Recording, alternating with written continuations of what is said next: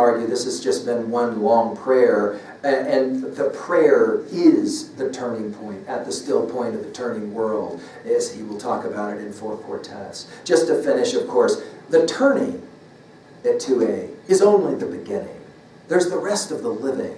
Or as that Zen quote, as Jack Kornfield will play the game in a book on meditation, after the ecstasy, the laundry.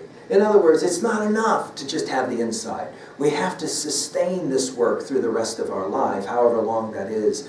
To be, of course, I like this symbol of the window, the symbol of an opening, an aperture, a way to see things, to understand things. At 3a, I mentioned Blake and Taoism and as well, dry salvages. There's a lot of dry salvages that we'll play here.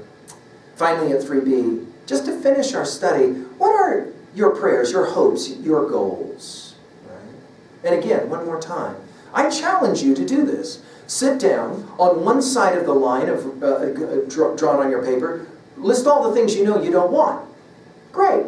So now you know some things you don't want. Question, what do you want?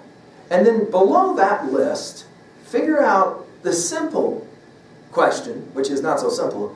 How are you going to make it happen? How are you going to do it? To follow knowledge like a sinking star beyond the utmost bounds of human thought is the way Tennyson talks about it in Ulysses, as we've spoken in other places about it. How are you going to do it? Well, to aid you possibly in that project, let's turn next to our study of 4 quartets, right?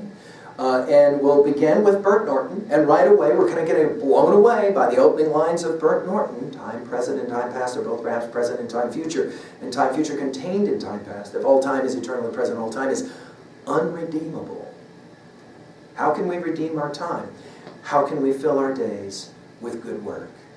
It is our challenge, of course, and I wish you the best in your studies of T.S. Eliot and especially, of course, 4 quartets. Thank you.